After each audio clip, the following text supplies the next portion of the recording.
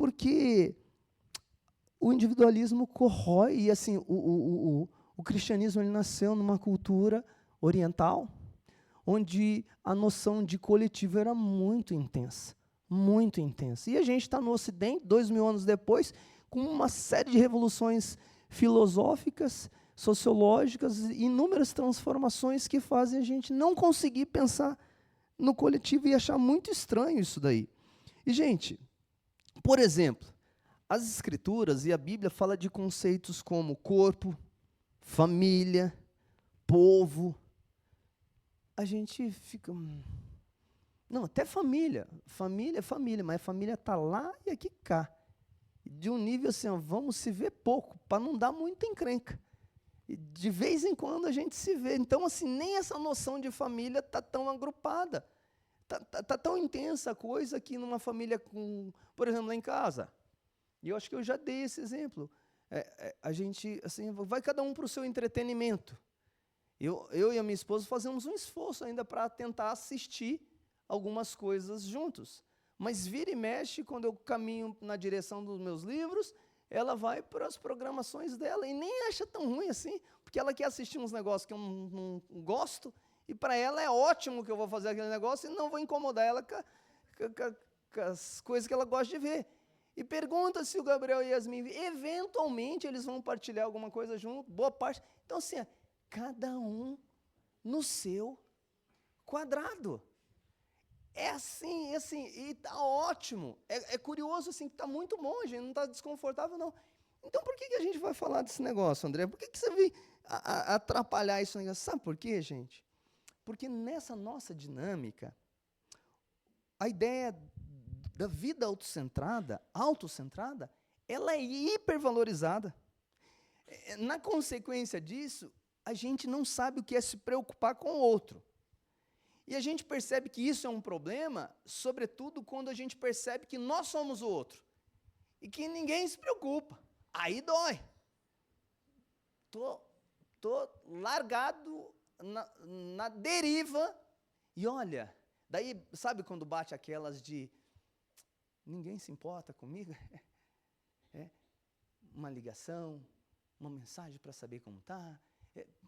Estou cada vez mais descolado. Estou passando uma perrengue aqui e não tem... Por quê? Porque nessa dinâmica individualista, assim, tem uns negócios que a gente valoriza um monte, a independência, sabe? Total autonomia.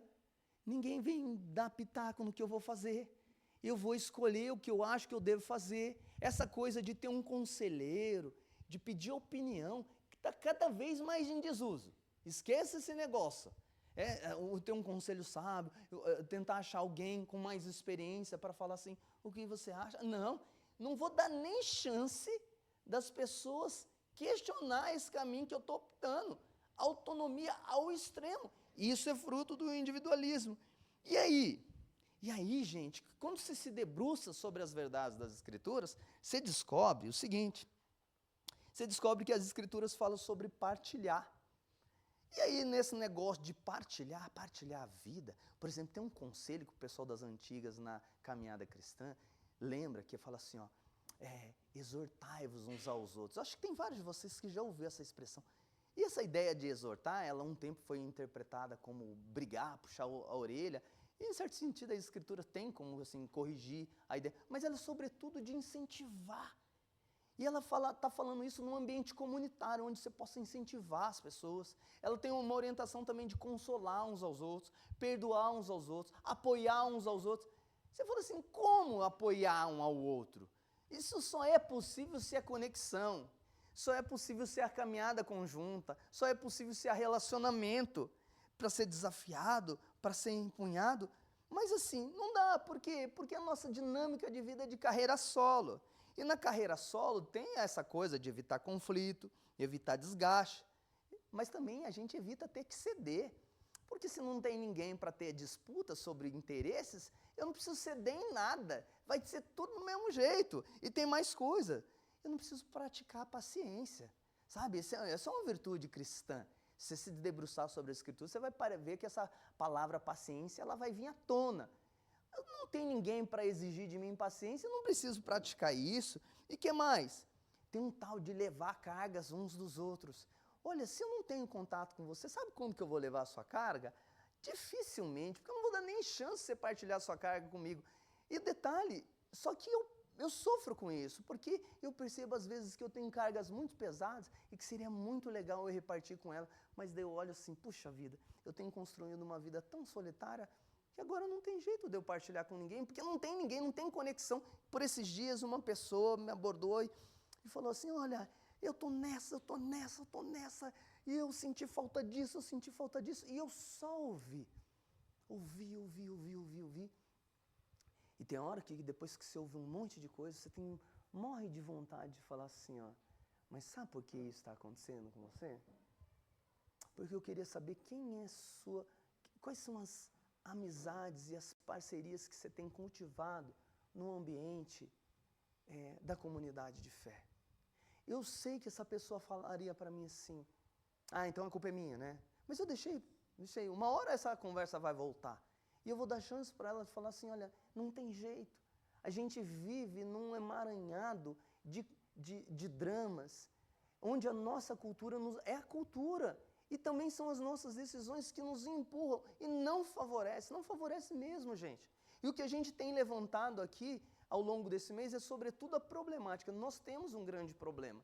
Temos um grande problema que, vez por outra, quando alguém naufraga, e ela grita assim, socorro, socorro, socorro, e talvez esse momento chega para você, a pergunta é assim, quem vai ouvir? Quem vai ouvir? E daí, a experiência dessa pessoa me mostrou o seguinte, não tem ninguém ouvindo.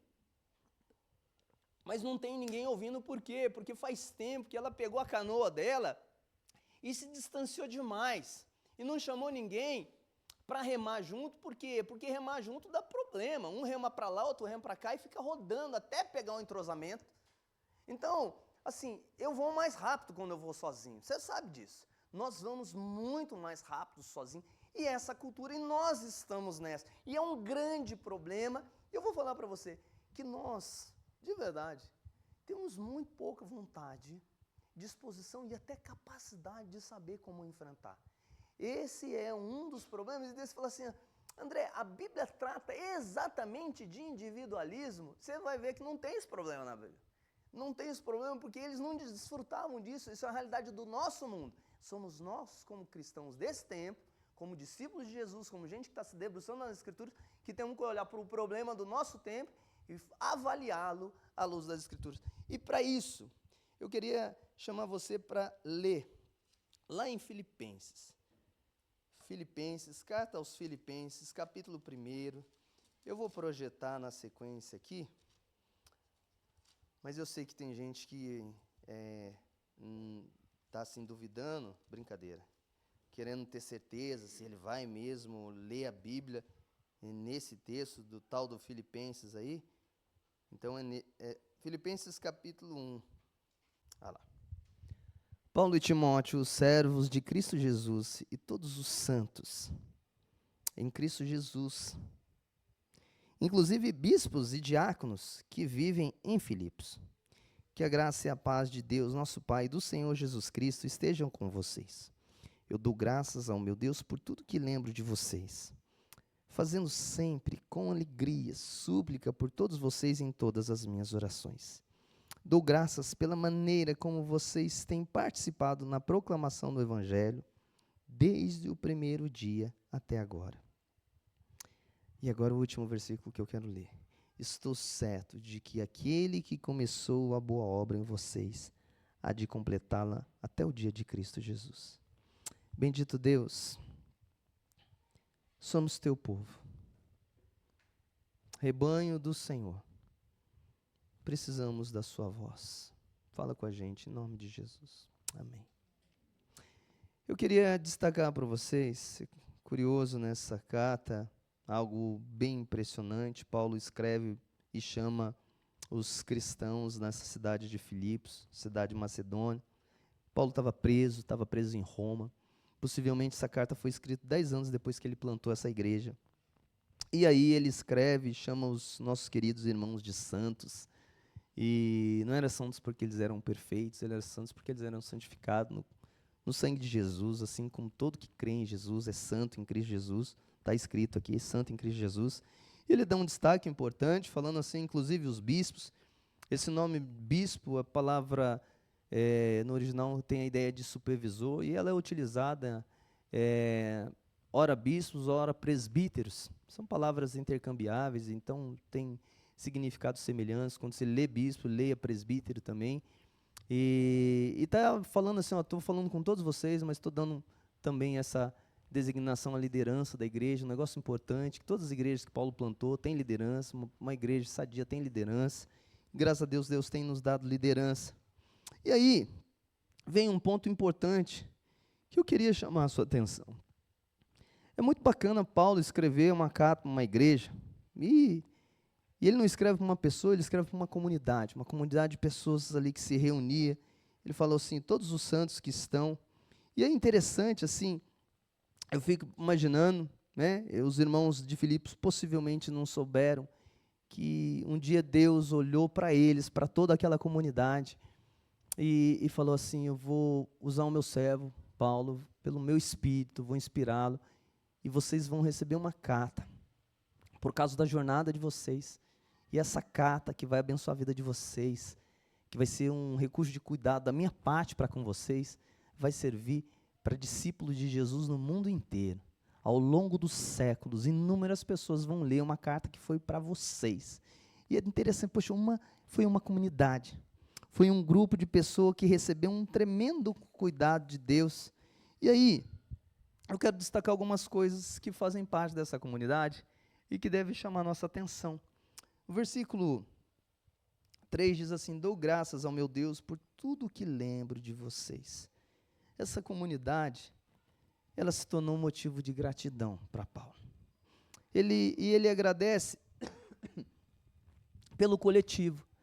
Ele olha para o todo e faz aquele apanhado assim, olha, todos vocês eu agradeço por vocês. E até no finalzinho da carta, tem uma tal de Sintique e Evódia, duas mulheres ali que tinham um desentendimento, e ele dá uma recomendação para que elas se entendam. E eu pressuponho que tinha gente com dificuldade naquela comunidade, que tinha gente acima da média de engajamento, de dedicação, e tinha gente em fase boa quando Paulo passou ali, porque a vida é assim.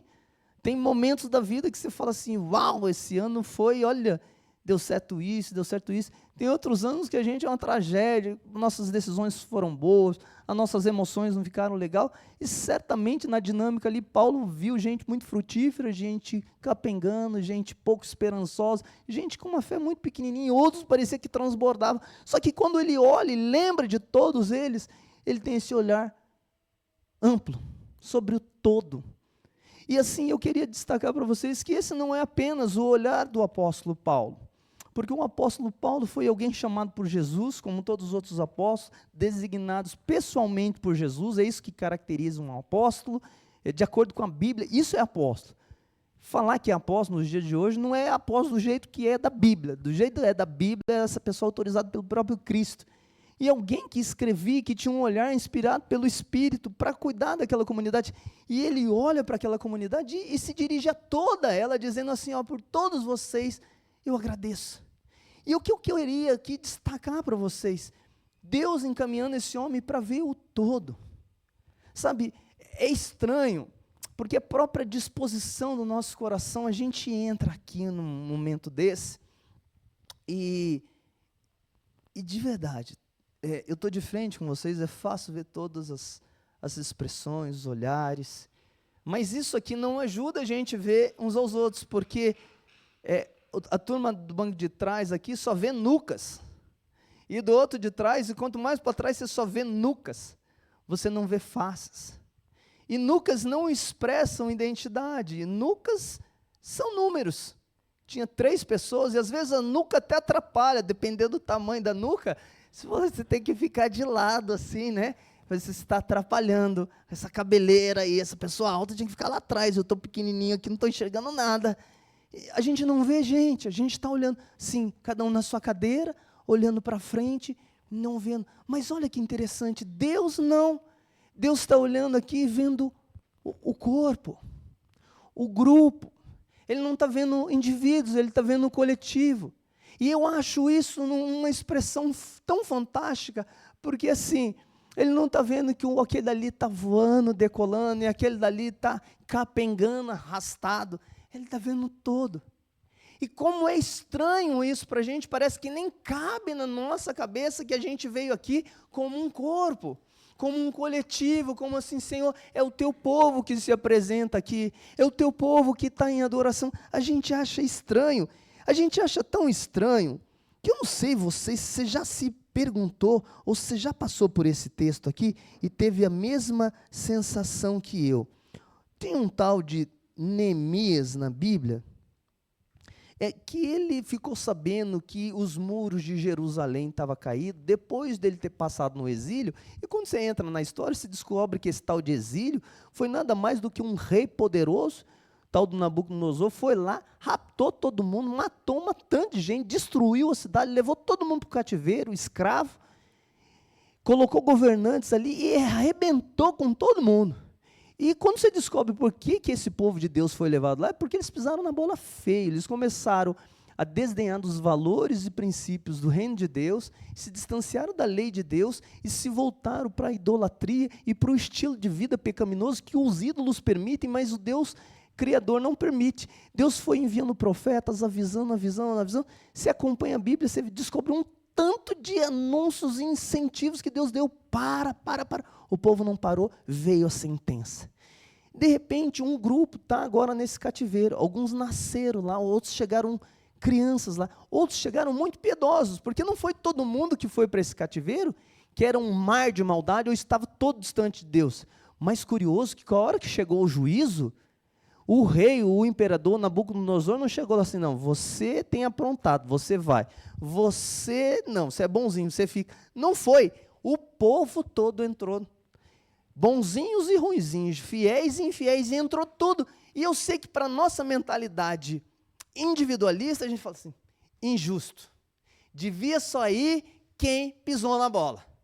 É muito semelhante quando a chuva vem, né?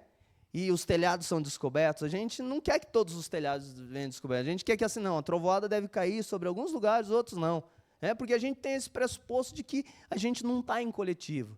E aí, olha, eu acho estranho, porque daí ele foi fazer uma oração, e esse era um camarada piedoso, um camarada que tinha caminhado bem, e nem tinha participado daquela maldade. Ele começa a fazer uma oração, e ele vai para Deus, estejam atentos os teus ouvidos, os teus olhos abertos, para que atendas a oração do teu servo, que hoje faço diante de ti, dia e noite, pelos filhos de Israel, teus servos. Aí ele começa assim, ó. Faço confissão dos pecados dos filhos de Israel.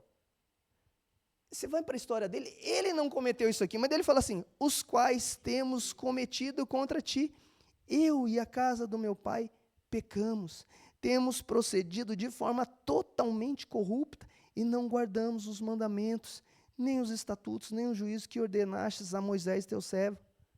Gente, você fala assim, o que ele está fazendo? Ele está fazendo uma oração, ele para o povo dele, mas não foi ele que cometeu esse ato. Só que ele se entende como povo.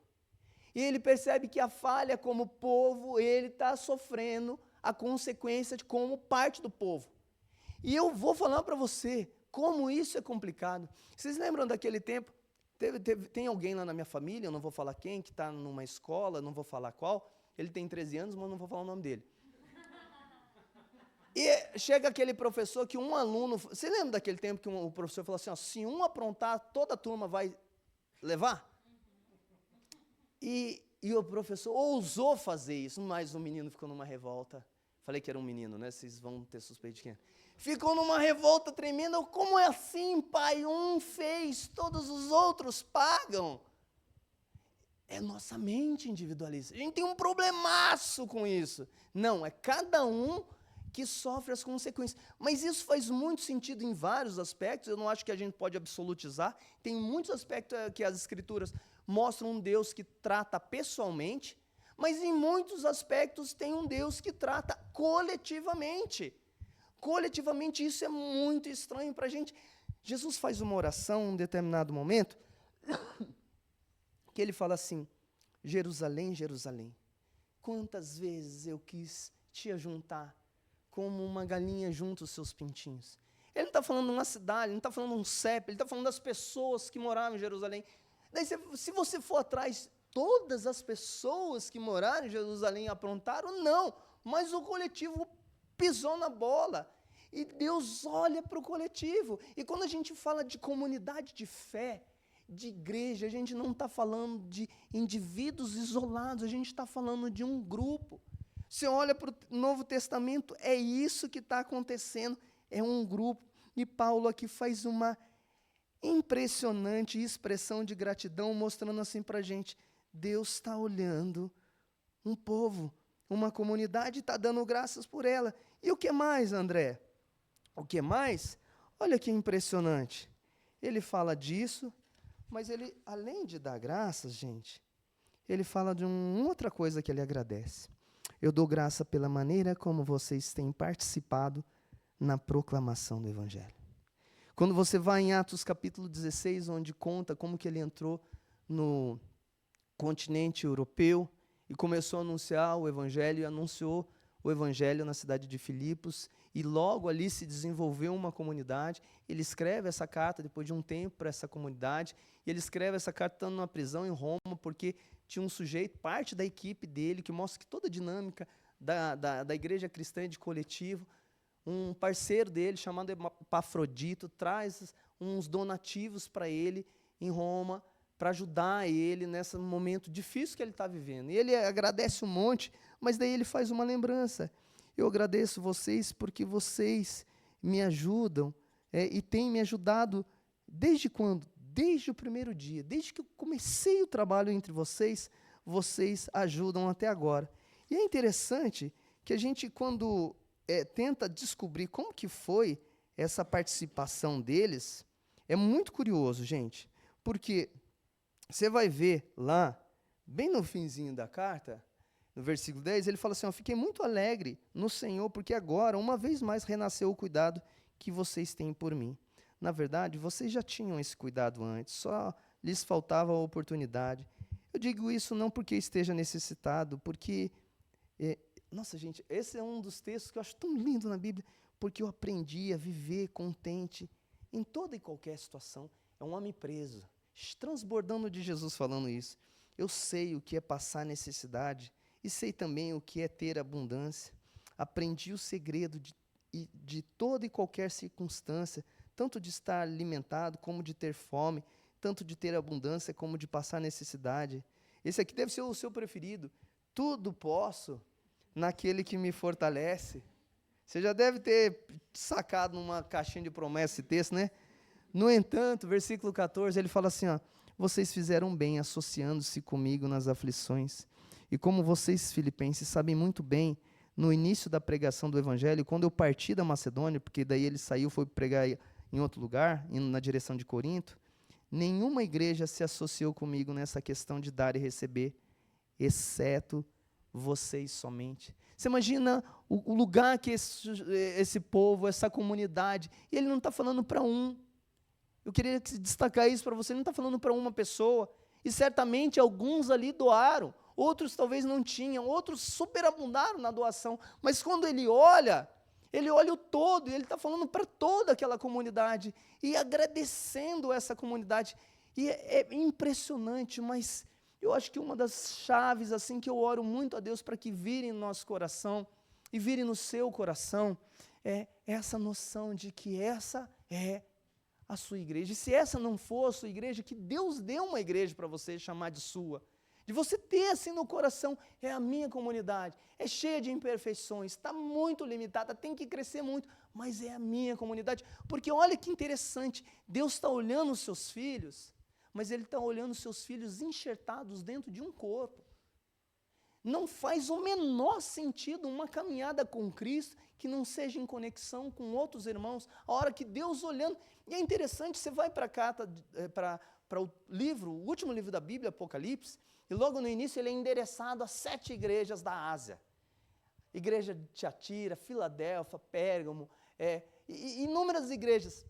E é curioso que não vai para indivíduos. Tem uma bronca para os pastores da igreja, mas daí quando termina cada sessão de bronca, de chamativa, de exortação, tem um texto falando assim, aquele que tem ouvidos, ouça o que o Espírito diz às igrejas. Não é para pessoa, é para uma comunidade, é para um grupo. Você lê a Bíblia, é inevitável de falar assim, olha, as Escrituras pressupõem que eu estou envolvido com esse povo chamado povo de Deus. E esse povo chamado povo de Deus é o povo que participa da missão. É o povo que aqui, nesse engajamento com o apóstolo Paulo, é o povo que está apoiando ele, que está ajudando ele, que está dando força para ele. Eu queria dizer para você que é muito bacana isso, e quando a gente vai para o versículo 6, uma última palavra, hoje, para a gente, é um negócio que me encanta. Versículo 6 é esse outro que a gente gosta na caixinha de promessa, mas é demais esse texto aqui. Ele engloba uma doutrina bíblica, um ensino teológico que nós, dessa tradição conectada à reforma protestante, a gente chama de reformada essa tradição, a gente ama demais, porque dá uma segurança deliciosa para a gente. Olha que gostoso. A gente vê que a gente é bem precário, que a gente é cheio de falhas, que a gente é terrível, que a gente parece que dá um passo para frente numa melhora, dá 3 para trás numas pioras. E quem diga a nossa família para dar testemunho de como a gente é precário, né? Mas daí você lê um texto desse, você fica num ânimo. Olha que delícia. E foi escrito por uma comunidade. Foi uma comunidade que Deus usou para inspirar o cuidado do apóstolo. Foi dirigido por um grupo. E foi uma promessa dada por um grupo. E essa promessa é deliciosa. Estou certo de que aquele que começou a boa obra em vocês, esse grupo aí, ele há de completá-la até o dia de Cristo Jesus. Gente, isso aqui é maravilhoso. Você olha assim e fala assim, vai dar certo, vai dar boa. Ele começou, ele é bom no que faz, ele disse que ia morrer, morreu. Ele disse que ia ressuscitar e ressuscitou. Ele está dizendo pela boca desse apóstolo, mas é palavra do Eterno. Ele vai até aquele dia, eu vou chegar ajeitadinho, porque ele começou e ele vai terminar. Só que não sou eu, nós vamos chegar. Ele está dizendo para a gente, é para o grupo, nós vamos. Você pode olhar, a gente não gosta desse negócio que olha para o seu irmão do seu lado, eu acho isso uma chatice. Não vou falar isso, mas você pode pensar, você fala assim, uau, sabe, quando a gente se conhece mais, e a gente começa a descobrir, poxa, o fulano é cheio de problema, e ele descobriu que eu tenho um monte de problema também, e que legal, Jesus vai encaminhar tudo a gente, e nós vamos chegar junto lá.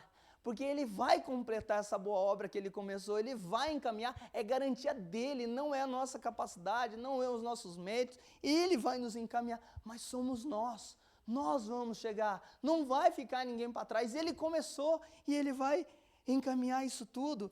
Gente, você imagina que delícia essa comunidade recebendo essa informação? Que gostoso, que especial, que delícia, eu queria que Deus te enchesse de alegria. E falar assim, poxa, eu estou indo com a minha comunidade. Gente, eu vou falar uma coisa para vocês.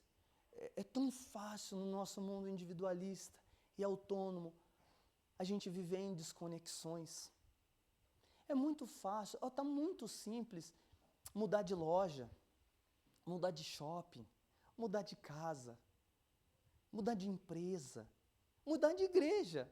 Mas está muito fácil, de verdade é muito fácil mudar de pastor, mudar de comunidade. Difícil atualmente é ficar, é permanecer, é muito difícil. Tudo instiga a mudança, tudo instiga a transitoriedade. É um mundo, você já deve ter ouvido falar do sociólogo lá, que ele diz assim, ó, a gente vive numa sociedade líquida, tudo escorre. A ordem é não permanecer, o bonito é fluir. Bauman disse isso e disse acertadamente, porque é assim que a gente está. Só que assim, eu queria que você soubesse que isso não é bom, isso é um desafio para a alma. Nós precisamos de gente que permaneça. É muito especial os filhos olharem e saberem assim, ó, meu pai vai estar lá, minha mãe vai estar lá, esse casal vai estar lá.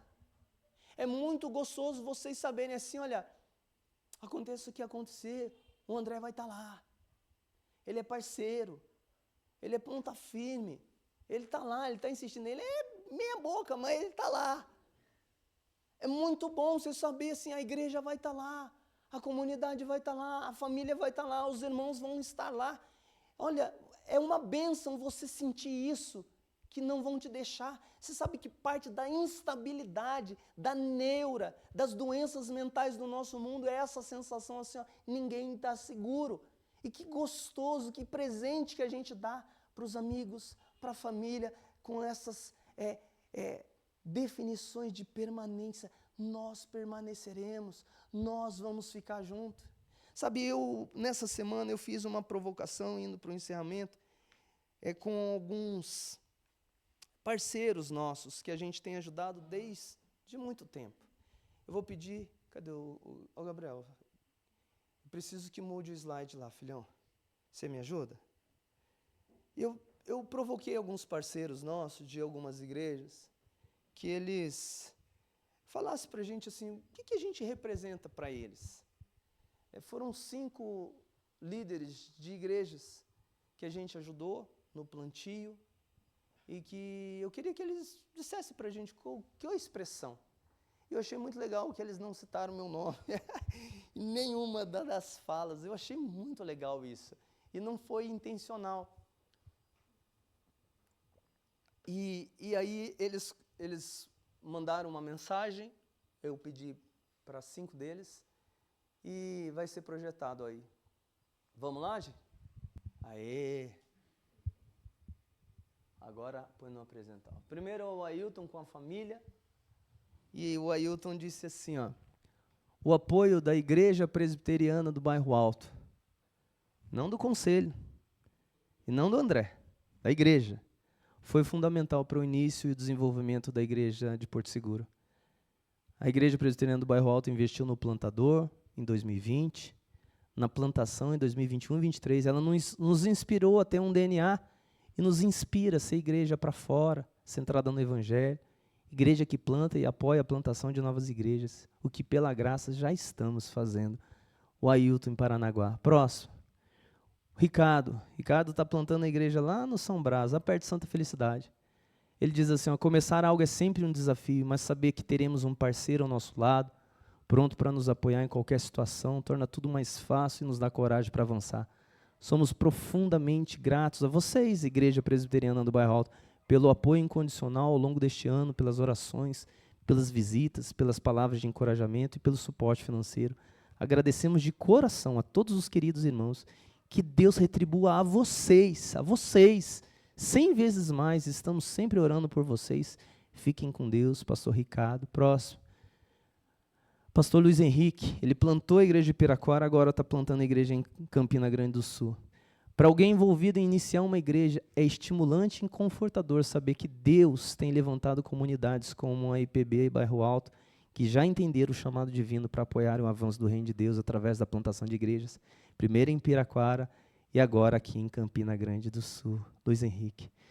Lá do Iraque veio uma mensagem para a gente. Quando eu e minha família estamos anunciando a Cristo aos árabes aqui no Iraque, a Igreja Presbiteriana do Bairro Alto está conosco, anunciando também através do seu compromisso com Deus, através do nosso projeto, de nossas vidas.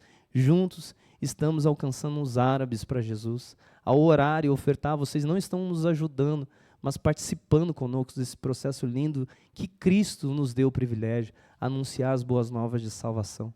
Eu te desafio a investir mais e mais nas vidas aqui no Iraque. Por isso, seja fiel a Deus em suas orações e ofertas. E por último, um grupo teve na igreja do Ático, que começou a Igreja Presbiteriana do Ático uns anos atrás, e eles estão se desenvolvendo muito bem, estão abençoando já a cidade. E olha que bonito, o Cid, um presbítero, está desde o início lá.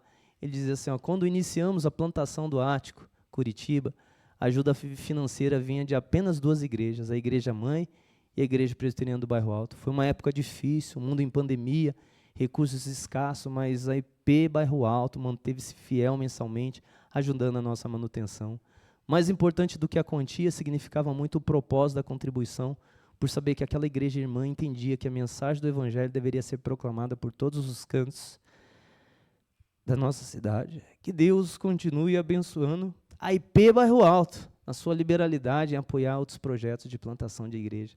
Cid Aimbiré. Gente, é vocês. Somos nós. Se junte com esse grupo. Peça a Deus conexões. Eu sei que é difícil. Não quero forçar a barra, não. Não quero, sabe, colar pessoas. Vai, faz amigo, fica perto. Não dá. É Deus que precisa construir essas nossas conexões. Às vezes a liga é rápida, às vezes a liga demora um pouco mais. Alguns gostam de estar mais pertinho, outros têm um limite, né? Vamos caminhando junto, mas junto, separado, e está tudo bem. A gente respeita, está tudo bem. Mas eu queria que você soubesse que você é um com a gente. A gente está num processo de início de integração de novos membros. Se você entra no nosso Instagram, no Linktree, lá tem a chance de você clicar para fazer a inscrição para ser novo membro da igreja. Mas esse novo membro tem que nascer aqui. Ó. Fala, sabe assim, Deus está me chamando, querendo me plantar aqui, Deus está me dando um pastor. Não era tudo que eu queria, mas é o que Deus está dando, então você agradece a Deus, ora por Ele. Tem uma liderança, uma igreja está querendo fazer. Estamos tentando. Servir a Jesus, tentando ser transparente, tentando ser justo, tentando. E Deus tem dado graça para a gente. Tem espaço para você. Você é muito bem-vindo aqui. Eu queria que Deus construísse no seu coração, no meu, assim, eu tenho uma igreja. Eu lembro uma fala de um pastor chamado Jonas Madureira, que me impactou demais. Uma frase assim, ó, ele dizendo, eu tenho uma igreja na minha vida. Sabe, às vezes a igreja machuca a gente, porque a gente também machuca as pessoas. Mas ela é plano de Deus. Que Deus te dê uma, se você ainda não tem. E se você já tem, glorifique a Deus por ela. Ore por ela, seja um com ela, você faz parte disso tudo. Queria orar com você. Senhor, obrigado por essa noite. Obrigado. É tão especial saber que jamais estaremos solitários. Às vezes, nas nossas dores, medos e coisas estranhas da cabeça, a gente precisa ficar sozinho. Às vezes nem precisa tanto, mas a gente opta por ficar. Ajuda a gente nesse mundo individualista, nessa cultura que nos isola, que nos gera tanta autonomia e independência, a ter conexões com os irmãos, ter conexões sadias, respeitosas, limitadas, somos tão precários, mas que o Senhor dê paciência para os meus irmãos me aguentarem, me ajude a não ser tão terrível para eles, faça isso com todos nós, Senhor.